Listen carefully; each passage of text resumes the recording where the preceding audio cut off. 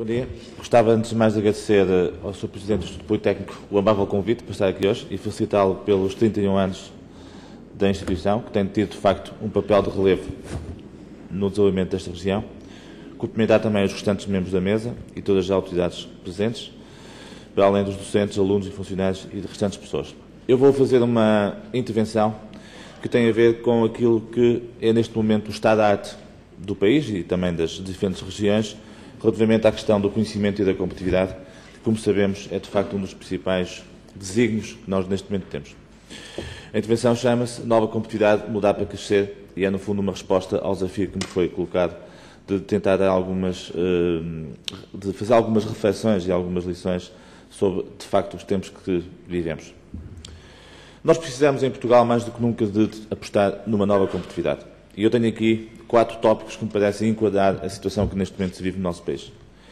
Primeiro, as eleições no Brasil foram há 2 dias e há 10 anos, a maior parte dos presentes recorda-se que se falava no chamado Custo Brasil. Há cerca de 10 anos, 12 anos, foi uma época onde, na altura, Portugal decidiu apostar muito na internacionalização para o Brasil. Muitas empresas portuguesas de referência, não só grandes empresas, mas mesmo algumas pequenas e médias empresas, impulsionadas pelo Estado, decidiram de facto ir para o Brasil.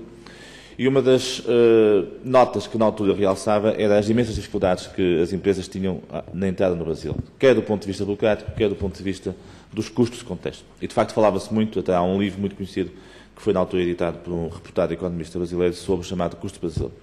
A realidade é que 10 anos depois a situação se inverteu. E hoje, em vez de um custo Brasil, temos um custo Portugal. De facto, a situação é totalmente diferente. O Brasil é hoje, como sabemos, um país em vias de grande desenvolvimento económico, com uma aposta muito grande nas questões da competitividade, enquanto que a situação do nosso país é totalmente contrária. O grande problema de Portugal, e isto tem muito a ver com a inovação, competitividade e acesso ao conhecimento, é que, de facto, hoje Portugal é, sobretudo, um país desindustrializado. Há uma teoria económica que diz que uma das bases de um país, do ponto de vista económico, é o ter uma forte indústria. E, infelizmente, o que se passa no nosso país, fruto de 2 fenómenos que se passaram nos últimos 10 anos, é que, de facto, o país deixou de ser um país industrializado. E para isso contribuíram 2 fenómenos. Primeiro, o investimento estrangeiro que tínhamos em Portugal e que veio para cá, sobretudo por causa dos chamados baixos custos de produção, nos últimos 10 anos, tem praticamente saído do país.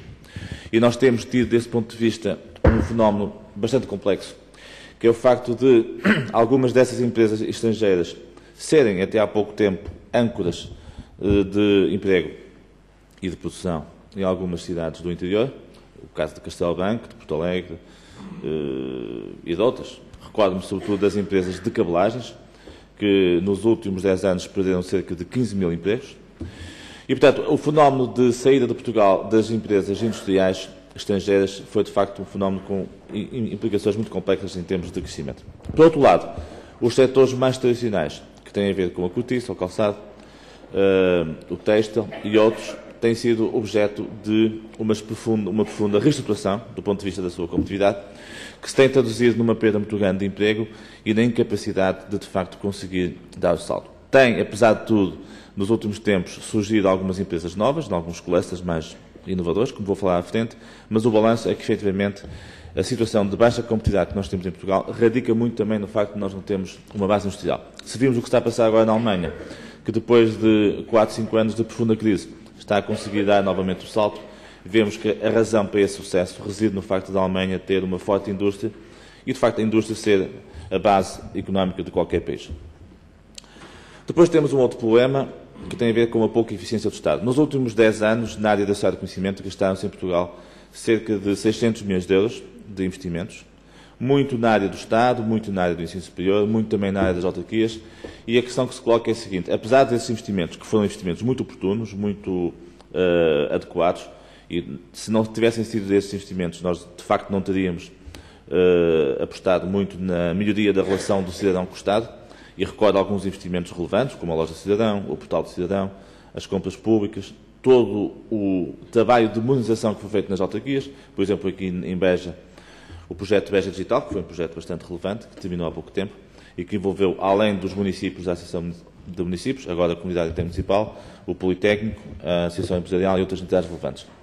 Apesar desses projetos que, ao longo destes anos todos, nós de facto tivemos, A realidade é que temos e continuamos a ter um Estado pouco eficiente. Eu digo aqui que, apesar do simplex, de facto, ainda continuamos a ter um Estado gastador e pouco flexível, e isto porque ainda falta fazer a parte mais complicada, que tem a ver precisamente com a questão do chamado software, que é apostar claramente na chamada melhoria e na reengenharia dos processos. Finalmente, falou-se muito nas últimas semanas de orçamento, e de facto o orçamento é um instrumento fundamental do ponto de vista da política pública em Portugal, mas o grande problema de Portugal não é só o orçamento, é sobretudo a sua falta de competitividade. Portanto, eu vou tentar agora dar de uma forma muito objetiva aquilo que, no âmbito da sociedade do conhecimento e da competitividade, são 5 áreas que me parecem muito importantes para a modernidade do país e, particularmente, aqui para a região de Beja e para esta região do Alentejo, do ponto de vista de atuação futura.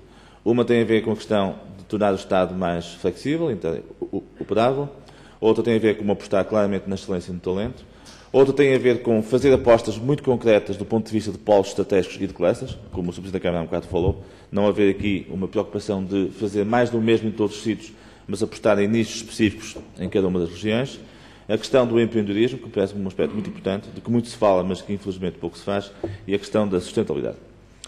Relativamente à questão do Estado, eu colocava aqui 4 grandes questões que me parecem muito importantes. Como eu disse, nos últimos 10 anos gastaram 600 milhões de euros em políticas de IGOV. E a grande questão que se coloca é para quê? Vou tentar responder a isso já. Um exemplo muito típico tem a ver com a questão do investimento estrangeiro.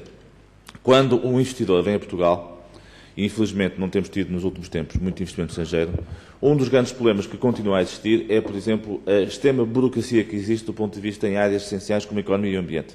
O investidor que quer instalar uma fábrica em qualquer região do país, e particularmente também aqui no Alentejo, normalmente tem que passar por um processo bastante complexo do ponto de vista burocrático, sobretudo na área do ambiente, por causa das chamadas autorizações nesta área e também nas questões que têm a ver com a economia. E claramente, com um exemplo típico de como as coisas ainda funcionam mal nesta área, tem a ver com o facto da economia e do ambiente, destes 2 ministérios, ainda não se entenderem entre si. E temos situações caricatas, um pouco em todo o país, e particularmente em zonas mais industriais, de investimentos que ficam parados durante meses por causa desta falta de articulação. É evidente, poderão responder, que foram criados os PINs, os chamados projetos de interesse nacional, e outras situações parecidas, só que são para projetos de maior dimensão e onde muitas vezes também a capacidade de decisão é relativamente pequena. Outro aspecto muito importante tem a ver com a questão da avaliação. Nós vivemos numa época em que se fala cada vez mais em necessidade de avaliar, de responsabilizar, de qualificar, e exemplo do que se passa nas empresas e nas instituições privadas, nós precisamos, de facto, de implementar na administração pública um sistema de avaliação de qualidade. Muito obrigado.